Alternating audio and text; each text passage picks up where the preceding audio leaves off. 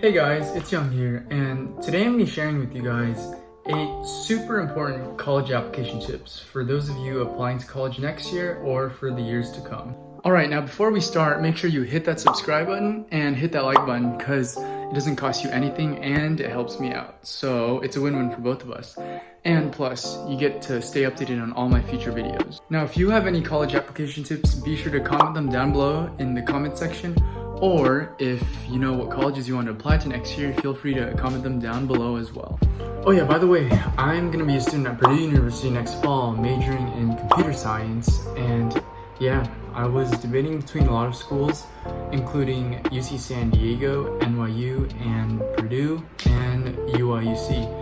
And I chose Purdue at the end.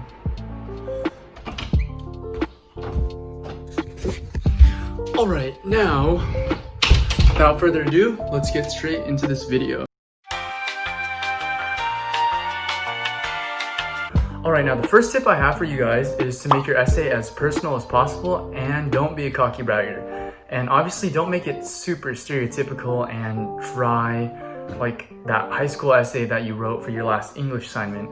And yeah, don't sound like a jerk who's just bragging about yourself and all those achievements you got, but humbly describe a story of your achievements and how you got there and the struggles that led you there. Basically, be humble and appreciative. Alright, so here's an example of what to do and what not to do. So what you shouldn't do is, for example, say, if you want to say you're not a perfect student, don't just say, quote, "I'm not a perfect student." Instead, you should say this. So overall, it's better to write about the story, the journey, or the struggle than to write about plainly what happened at the end, or just to list your achievements. Just write like you're writing a story about yourself, or like you're writing a letter to someone who's trying to get to know you better. Okay, tip number 2.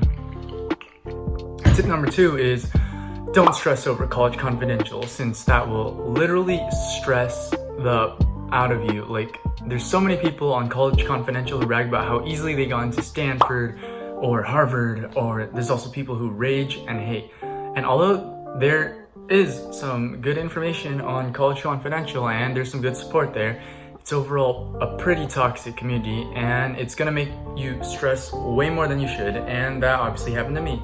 I was literally up all night looking at College Confidential and seeing what happened to other people's college applications and worrying about other people and comparing themselves to me rather than just worrying about myself. Oh my god, guys, Berkeley decisions are tomorrow. And I don't know what to do, so I'm just gonna check College Confidential instead of sleep at night. So, let's see. Oh my god. Oh my god.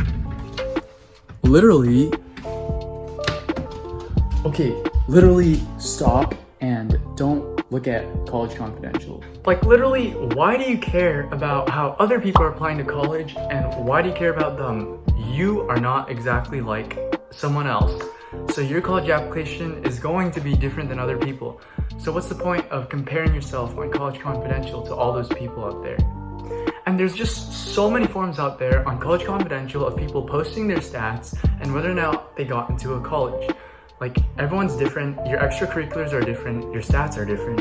One person might have really good extracurriculars and bad stats, and another person might have it the other way around.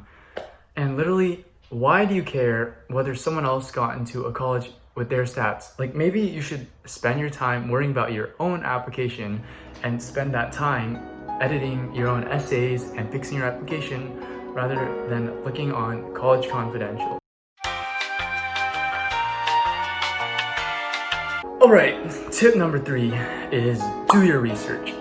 So, obviously, you should do your research on specific programs and things about the school that you're passionate about and want to be a part of. Since many schools have essays that ask, why do you want to go to this school, or why the school is a good fit for you? And you don't just want to say you want to go to the school because of the location or something stereotypical like that. That just shows to the school that you're the kind of person that doesn't really have real interest in the school and you didn't take your time researching about that school.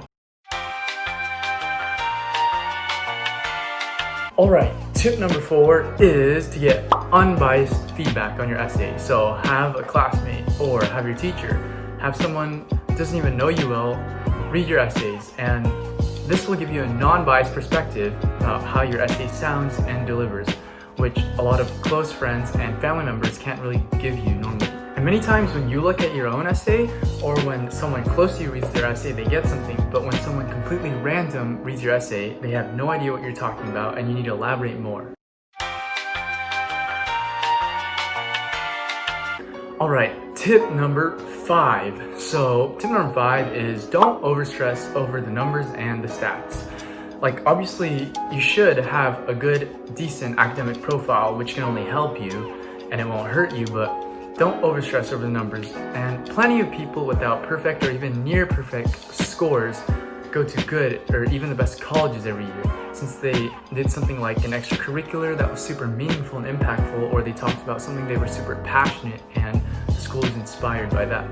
So at the end of the day, do your research to see what typical scores and stats are for the schools you apply to, but know that an average is just an average. And honestly, some people are above average, some are below. That's why it's called an average. Not everyone who applies to the school is at the average or higher. Yeah, and look at me. I had a 33 ACT, 3.8 unweighted GPA, 4.15 weighted GPA, and I still gone to some of the reach schools I applied to that had average stats above mine, like NYU, which currently has an average ACT of 34 and a much higher unweighted GPA average. Just don't think the way, don't be like, I'm not getting into, let's say Harvard, or we don't even have to talk about Ivies.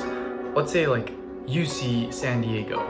Don't be like, I'm not getting to UC San Diego or something just because I don't have a 1590 SAT and all 5s on my APs and all 800s on my SAT 2 subject tests, or a 4.0 GPA. And honestly, colleges look for people who are passionate about something, people who are passionate and inspiring, rather than people who just focus on grades, or people who are well-rounded and just okay at everything. And honestly, with me, I didn't even do well academically until junior year. My grades were pretty darn low until junior year, where I stepped up my game and I took a lot of APs and got 4.0s starting from junior year.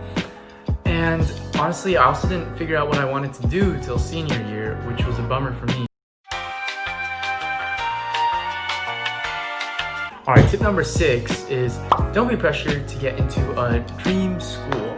Like, honestly, the acceptance rates are so low and so few people get in, and yeah, so you can't expect that you're gonna get into your dream school. And honestly, do what you're passionate about, because if you follow your passions, you're gonna get to where you want to go in the future. And college is just 4 years of your life, or unless you do a master's or PhD.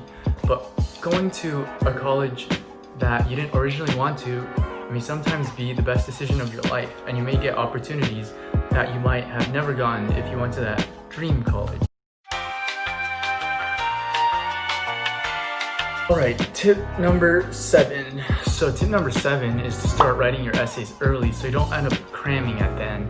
Also, don't stress over those single words and punctuations and waste your time editing those things, since that doesn't really matter in the big picture. And if you're gonna edit, you want to edit the ideas and that struggle, and make your essay as personal as possible.